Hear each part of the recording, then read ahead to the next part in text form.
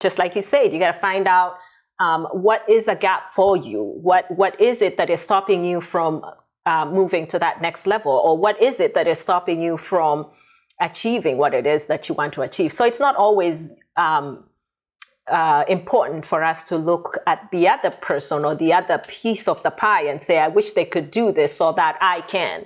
I think we need to flip the coin and ask ourselves, what can I do? Because you can only control yourself. You cannot control anybody else. And so what changes do I need to make to fill this gap?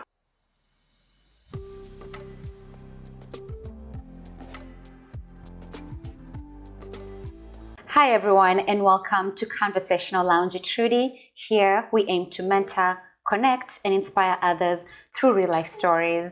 Our guest today is someone who has completely thought outside the box. She has come to this country and has completely done something outside the norm. She is very engaged in the community. She's very engaged in corporate world. She's a mother, she's a wife, and she is the epitome of thinking outside the box. And that's why I cannot wait for Ruth to share her story. So without further ado, please help me welcome Ruth. Hi, Trudy. Hi. It is nice to be here. Thank you for being here. So for everyone who doesn't know who Ruth is, who is Ruth, and how can you tell them a little bit about your journey? Yep. So thank you for having me here again. And I just want to tell everybody that everything that Trudy said is a little exaggerated. I do my best. When I wake up in the morning, I just do my best to help, where I can. But just in summary about myself, my name is Ruth Mwangangi. I am originally from Nairobi, Kenya, which is in Africa, and Africa is a continent, it's not a country. And I have two kids. I'm married to my wonderful husband, Tony Kyoko, and we live in Ankeny, Iowa. And yes, I have been both involved in the community and with my professional job. Nice. How long have you been in this country, and when did you come from Kenya? So I have been in this country for too many years.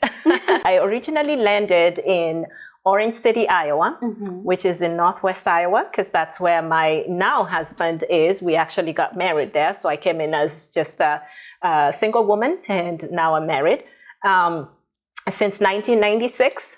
So you can do the math. And I have been here ever since, and we just love it. So we started out in Orange City, Iowa, and transferred then to Des Moines, Iowa to go to UNI. So go Panthers. Go Panthers. So Orange City, is that a small town? I don't think I've ever been to. So Orange City, Iowa is a small town in Northwest Iowa. And my husband at the time was my fiance, but at the time he went to Northwestern College, which is a private college in Orange City, Iowa. So very small town, very lots of ethnicity there, or lots of authenticity. It's I like to compare it with Pella, Iowa. So lots of Dutch heritage and lots of good people there. So my host family, which actually adopted me, was my husband's host family. And since they were Tony's host family, when I came, they just adopted me and helped me acclimate to the culture, the norms, and just feel comfortable in Iowa winters, because it was really January of 1996 that I first landed here. Wow. And I have to say something completely off the books, but your diction, even your whole language, how you express yourself in, the American accent, it's very fluid, very fluent. When I watched your interview on the news, I was just, wow. Like, you were just speaking so eloquently, and wow. Like, did you have to do any other, classes to, No, actually, well, thank you. That's very kind of you to say that. I don't feel that way all the time. I actually, sometimes I think I talk a lot. So, but, just growing up back home, I credit it to my diligence. The schools I went to, we, of course, we're from Kenya. You're from Kenya too, and you know that we speak English. It's our first. It's not our first language, but it is our first different language, if you will. So we grow up with our mother tongues, if you will, and that's what we speak. And then we have a national language, which is Swahili, and everybody speaks that. But if you went to the schooling system back at home in the city, we speak English. Now, the diction part, I will attribute it to the British English because that's who taught us English. In Africa, depending on who colonized you, that's the language that you would speak. So there are some people who are from Africa and they speak French because that's who colonized them. So for us, it was in Kenya, it was the British. And so we tend to enunciate our words a lot more than others because, you know,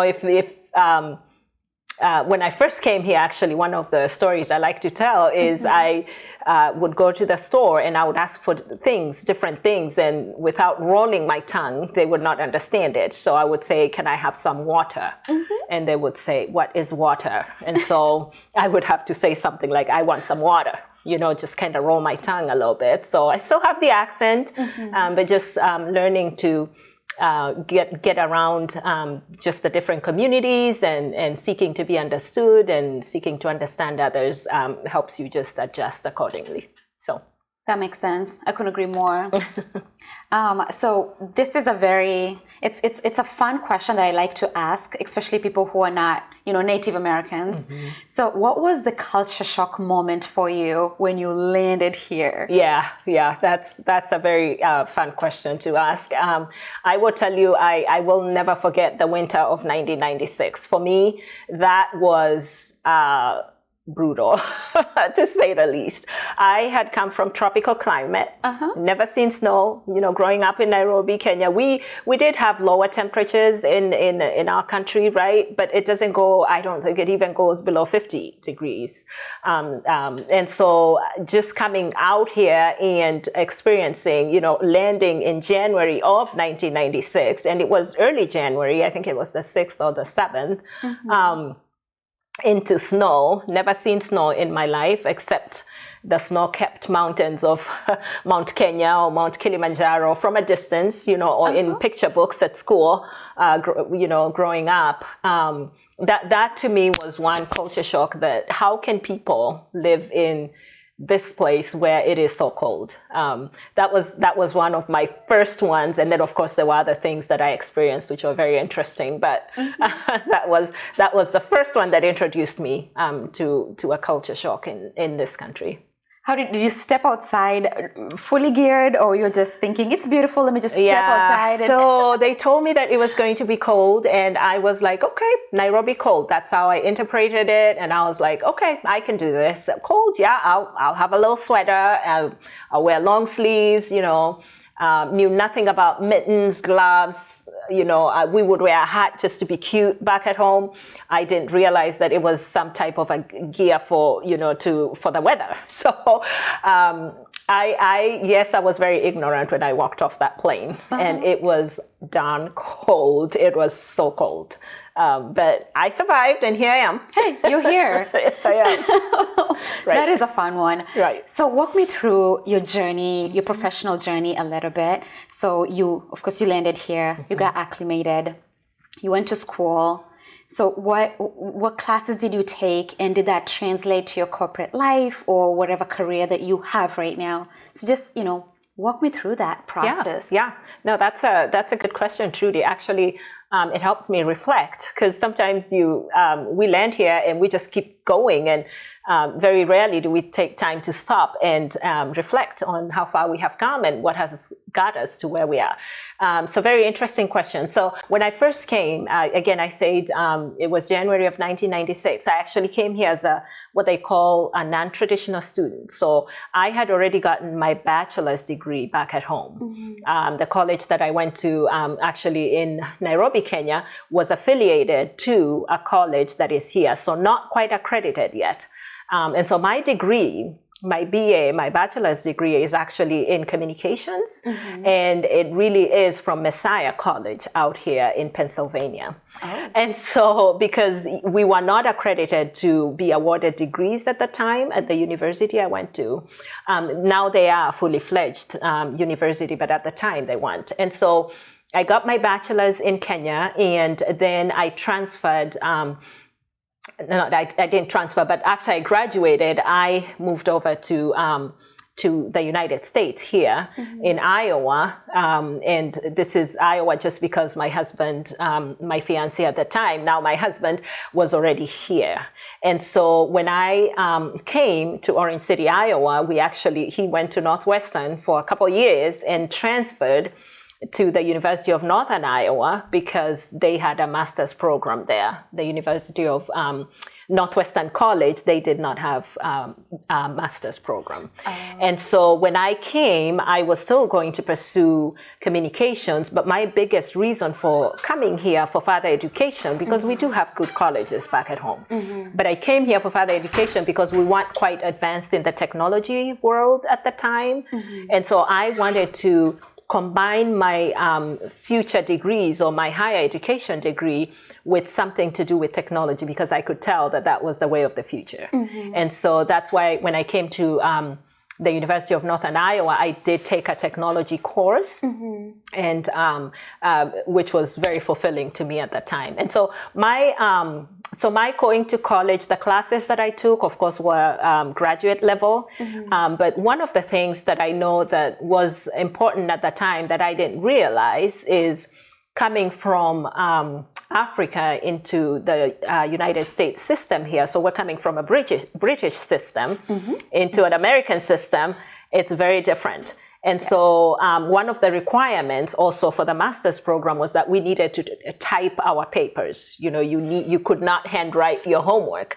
And I did not know that. I learned that the hard way. So the professors, of course, assumed we all knew that. Well, I came from a different country and I did not know that. And nobody helped me understand that right up front. And so I hand wrote my 10-page paper. And, you know, and so I handed it in, and my professor looked at me and said, do you know anything about a computer lab? They used to call them that at the time. And they said, I can't accept this because it's handwritten. I need you to type this paper. And so I had no typing skills whatsoever. And so to me, that was something that that's another culture shock. I was like, okay, this is new, this is different. And so I just spent the whole entire night, I remember, for that paper that I wrote. And, you know, at the master's level, the requirements for writing are very stringent. And so I remember sitting in that computer lab, as we used to call them, and typing away all night, one letter at a time, because that's all I knew at the time. But so when you're talking about courses, other people might be thinking, oh, you need to take biology so you can be a doctor. I am going to say at the time, what I needed to take was typing skills or some type of, technology class, like some type of computer class. So it's funny you say that. It's really very interesting, and I'm really glad you brought that up, because it's one of those things that when we're going through schooling in Kenya, we are really policed on our handwriting. Handwriting is important. It has to be very legible and very clear. But not all of us really get the opportunity to go and practice typing. Right. I mean, I'm in corporate too, just like you, but I still struggle. Where's my W? Where's my W? Yeah, exactly. Right. And, and in high school, I had an opportunity to take a typing class. It was an option. But I tried it for a little bit, and I opted out of it because it was to me, it was, what am I going to do with this, right? And nobody ever coached me about, you might need this eventually. I was like, well, I'll get into technology because that's what I always had wanted to do. And I thought, it's different. For some reason, I thought it was different using a computer with typing versus using a typewriter, because at the time, not to age myself, but at the time, it was typewriters that you would type and then push the thing over and type again, so, but yeah, nobody ever thinks that way.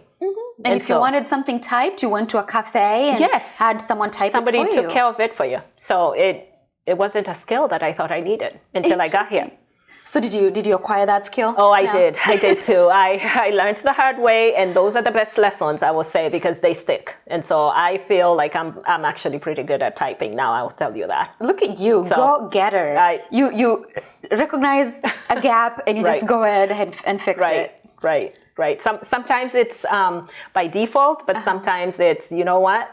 That's what you have. And just like you said, you got to find out what is a gap for you. What is it that is stopping you from moving to that next level? Or what is it that is stopping you from achieving what it is that you want to achieve? So it's not always important for us to look at the other person or the other piece of the pie and say, I wish they could do this so that I can. I think we need to flip the coin and ask ourselves, what can I do? Because you can only control yourself. You cannot control anybody else. And so what changes do I need to make to fill this gap? The gap may be caused by others, but it's impacting you. So I think it's important for us to step back and say, instead of pointing fingers and blaming everybody else for your misery, is to take a look at yourself and self-reflect and ask yourself, what can I do to overcome this? How can I bypass this? It's just like a really simple example that comes to mind is when you're driving a car and you hit a road construction and there's a detour. You have the choice to either take the detour so you get where you're going to get, might take you a little longer, or you might decide you're going to ignore the detour. God forbid that you do. But if you do ignore the detour, you're going to end up at a dead end.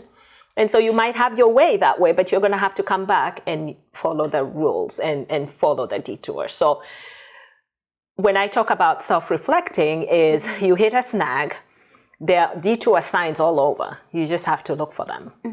And sometimes we are so caught up in just analyzing why the other person did this and getting all bitter and so angry versus there's a detour. Figure out what the detour is, find it, and just follow that path and get your way out and be on your merry way. Wow. Wow. I couldn't agree more. Yeah. So in your case, what keeps you going? When you hit a snag, what motivates you to keep going? Yeah, so that's a good question. Many things keep me going. One of them is I will talk about my faith. I just have this kind of faith that, first of all, that God is always with me, and so He'll give me the strength. But also just understanding that, back to that control thing, right? Understanding that there are things that are within my reach and there are things that are without my reach. And so being realistic about what I can or cannot do. And so to keep going after I've analyzed what I can do, then I follow that path and I just follow it passionately. And when I figure out what I cannot do, I don't ignore that, but that's when I go back to why can't I do it? So I do give it priority as well. I don't just totally forget it and say, well, I can't do this, so I'm just going to walk away. No. I prioritize what I can do. I push forward and I go do it because I know I can do it. I have the skill sets. I have the patience. Sometimes it's as simple as, do you have the patience? Do you want to? Do you not want to? So I pursue that. But then for what I cannot do, then I have a plan of action. And I go through assessing, is it worth it? How will it benefit me? And once I've done that sort of like a needs assessment, kind of evaluate, then, and I convince myself that this is something I can eventually end up doing or it's important for me, then I find a way to get around it somehow. Wow. The more I'm talking to, the more I'm thinking, you should be my mentor. No, I just, it's just self-reflection sometimes. It takes, it takes a lot, but, we can get there. We can get there. I usually tell the young people that I mentor, because I do mentor some young people, some even, older people. But when I mentor people, I don't know if you want me to be your mentor because I push people. Let's talk. I challenge people. When I mentor people, I tell them, I'm not here to tell you, to make you better or to tell you what you need to do. I'm here just to help you see life differently or open your eyes to things that you might not be seeing. It's all within you. I'm not here to bring you that. You already have it. And so what I'm here to do as your mentor, or the approach that I take in mentoring is tell me what you have, show me what you have, because we all have something to give. and we all have something important to share. We all do, whether we think so or not, we all do. And it just takes somebody listening and talking and just conversing to bring whatever that is out, and then figuring out, oh, I didn't realize I had this skill or I had this tool.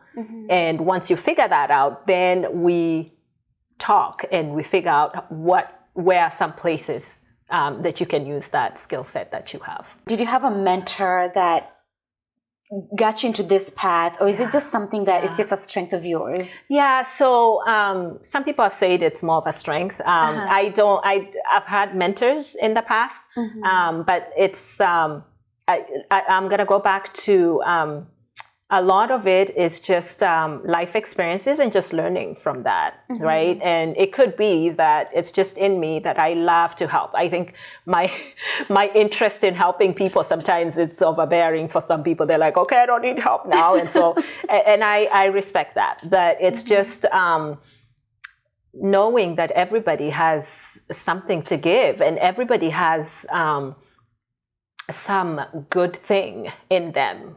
Things, actually, more plural than singular. So we all have something to give. We all have something to share. And I get very perturbed when some people say, I don't know anything. I don't have anything to give. That's not true. Every one of us has something to share. And so we just need to help each other figure out what that is. And so to me, that's huge. Once just helping people figure out what it is that is powerful to them, and what it is that whether it's their God-given talent or some skill set that they've learned through the ages or whatnot, that they take advantage of that, and how they would see that is there. So Ruth, yes, I know a lot of people struggle with finding their niche in the corporate world. You've come to the Americas. You are in corporate America. You've found a way to make it work for you. So how did you find that, and what struggles or what challenges did you have to overcome to be where you are today? Yeah. And I wouldn't say that I've arrived because I haven't. But I do have a couple of things that I feel like I should share. And especially when it comes to being an immigrant, or coming from a different country and getting absorbed or acclimated or assimilated, whatever the word is, into a different culture, being forced to adjust to a different culture. First and foremost, even without the professionalism, it can be a challenge, just like I've shared here, just in the past experiences I've shared. But getting into the professional world, so getting your foot, we call it get your foot in the door. It's just even coming from college. You could be a straight A student. As an immigrant, you can be very talented, but may not get the job that you really qualify for. And there are many factors leading to that. And so there are many challenges that we have to overcome as immigrants. And when I tell my story, I won't say that I had a lot of those challenges, but there was some. One of them is just, the lack of experience, right? So you haven't worked in corporate America before, or whatever professional world, and you're interviewing for this job. You have to sell yourself. And sometimes for immigrants, it's tougher for us because of the culture that we come from. We are taught growing up, and you know this, you can attest to this, Trudy, we're taught to be humble, and we're taught not to brag on ourselves, right? So let other people brag on you. You cannot brag. You cannot sort of like you're almost called proud or prideful if you say, oh, I can do this and I can do this, right? And so culture comes in the way when we're interviewing. And so you're interviewing for this job, you can do this, and you're being asked questions, and you're like, oh, I don't know if I should tell them that I'm good at this, because they might think I'm prideful. And so that is one huge challenge that is very subtle, for the interviewees, and they're like, well, I think we're not going to hire this person, or we're not going to hire her because she didn't seem very confident, you know, and it can be looked at that way, which is unfortunate, because I know, you know, there are lots of us. I consider myself a very confident person, but that is feedback that has been provided to me, that I am not confident.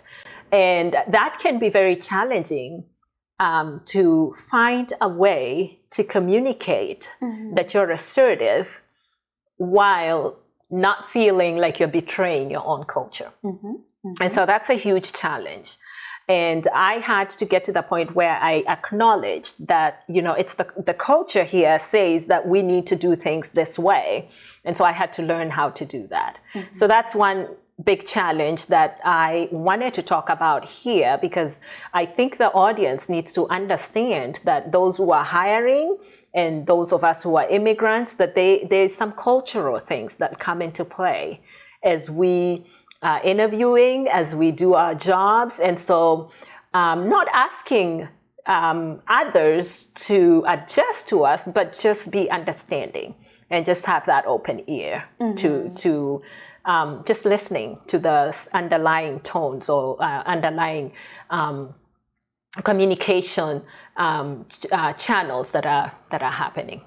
So I would say that would be one of them. And another one that I really would like to encourage our immigrants, our young people, to really focus on is to, this is past, you know, you've interviewed, you've gotten the job, be diligent at what you do. And don't be afraid to ask questions. And there's a fine line with that, right? So you don't want to ask too many questions that people think that you're not confident, or you're not credible, or you're not competent is the word that I'm looking for. So you don't want to ask too many questions that people don't think you're competent, but you want to ask enough questions that people know that you're engaged. And that is a fine line. It's almost an art, right? So don't be afraid to ask questions. It's a cultural thing. Again, where I grew up, where you grew up, in Kenya, and I want to say Africa as a whole, we are taught to respect our elders, right? We are told to respect our seniors. And I know I have friends out here that are Americans, and they have that as well. But our kind of respect is we're not expected to ask questions of our seniors or talk back at them, if you will. We're not expected to challenge. We're not expected to, you know, it's almost like taboo to ask your mother, your father, your uncle, your youth group leader at church, or whoever is a little older than you asking me, because I know I'm older than you. Challenging me, it is taboo in my culture, in our culture. Yes. And so that gets in the way with the kind of with the professional jobs that we have here. Americans are encouraged to ask questions. We are supposed to be asking questions. If you don't understand it, ask questions. It doesn't. It is not a sign that you're dumb, but we have that, right? And for us, we don't ask questions because we're afraid. What will they think of me? Will they think of me as smart? That's one part. But the other part is, how can I ask them questions? They are more senior than I am. You know, so I am violating, I am disrespecting them. And, you know, we hear our mothers and fathers' voices as we challenge, and they're saying, how can you talk to them like that? Because that's a disciplinary type of thing. So some of those things that culture is a big influencer in the way in the way that we manage our lives here. And also it's a big component when it comes to us as immigrants joining or transitioning into the corporate world or any type of professional job. I just, when I'm sitting here, I just feel like you're speaking about me. It's about us. It's about us. We've all experienced it, right? You're just hitting the nail on the head. Right. We've all experienced it, unfortunately.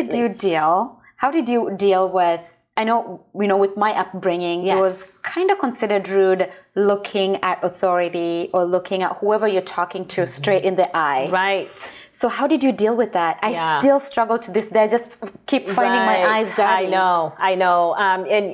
And I think that's another good one that you bring up, right, Trudy? Eye contact is not a thing in our culture. It is not. And as a matter of fact, as you're alluding to, as you're speaking to an elder or anybody that's older than you, we're supposed to be looking down. Yep. And times are changing. I know times are changing even back home. But growing up, a lot of us, we've been taught that eye contact is not a respectable thing. Mm-hmm. And so you come to this country or any other Western world country, and it is unheard of. When you don't have eye contact, they think you're shy is one of the polite ones, but the most negative ones they go to is you're hiding something. Elusive. You're elusive. You're not honest. Because if you are, you would look me straight in the eye and tell me what it is that is wrong or going on. So I experienced that. And how did I overcome that? You just learn. With time, you just learn. And it's not as easy as just saying you just learn. I know it takes time because every time I had eye contact with anybody, there are some people I still struggle to have eye contact with. And the people that I struggle to have eye contact with are probably more senior than me, whether they're executives or VP, people at a higher level, even in their power positions. Like if I were to meet the president today, I don't know if I would just look him in the eye and say, "Oh, Mr. President." No, I would struggle with that. But with time, I just had to learn how to quiet those voices in me saying it is rude for you to look at that person that way. Mm-hmm. Like it is rude for you to have eye contact. I just found, you just keep practicing. It's practice. Practice makes perfect. Mm-hmm. And I know that can be a cliche, but it is true. We just have to keep practicing these things. And for those of us who struggle more than others, there are coaches out there that will help you with those types of challenges. And just ourselves, find another immigrant who's kind of worked through it, or talk to a person you admire of the American culture and just say, hey, I struggle with this. How do you think I should overcome this? So talk about it. I think that's important, that we talk about what it is that we're struggling with, and you will find out that maybe the other person is struggling with the same thing. They're just shy to say it. So yeah, it is a work in progress. It is ongoing. I don't think we can ever say we have achieved, but we're, some of us are farther along than others, right? But it's good to just bring each other along and help each other out. Absolutely. So it looks like you're already leading towards the advice part. Okay. So someone who's watching right now and they're inspired by your story, right, or they feel challenged, or they feel empowered, right, that, oh wow, this is some of the things that I can start leaving behind. I can start, following. So what advice would you have for such a person to give them a little boost in their journey? Yeah, and I do hope that the audience is encouraged and they're inspired, and if nothing else, just do a self-reflection and be honest with yourself and ask yourself what is it where's the gap? And then the key question, what can I control and what can I not control? And then prioritize what you're going to really go after. The key advice also I would focus on is just know that everybody has something to give. We all have skill sets. We all have positive things within us that can change the world. We really do. And so the advice I would give us all is, or even remind myself, is that, there's nothing there's nothing that we can't do that we put our minds to. Okay, so find out what it is that you like to do. What are you passionate about? Mm-hmm. What are you very excited about? What wakes you up in the morning? Find out what your motivation is, and then go after it. Go find it. Whether it is being an entrepreneur, like some of us are, or it is working for others, or it is volunteering. Whatever it is that helps you, motivates you to wake up in the morning. It might not be the job that you're doing right now, but as you're doing this job that you don't like, because we have to pay bills, don't forget what your motivation is. What wakes you up in the morning? What makes you get out of bed and look forward to the day, and just pursue that. Start putting things in place to help you pursue that. There's no reason why we need to feel stuck, is what I'm saying. And if that's how you feel, there's help out there. I'm happy to talk to you, just run it by Trudy. Trudy knows where to find me. Trudy knows a lot of people. She will hook you up. But don't feel like, especially immigrants, let's not feel like we're stuck. I didn't come to this country to do this. I came to do this. So talk through that with somebody, and you'll be surprised how much help is out there and how many people out there want to help and support you. So don't give up. Don't feel like you're stuck. And then always remember what you can control and what you can't control, and then just prioritize that. Wow. That's powerful. You've heard it straight from Ruth's mouth. Now, and you see, she's a powerhouse. She denies it. She denies it, but she is a powerhouse.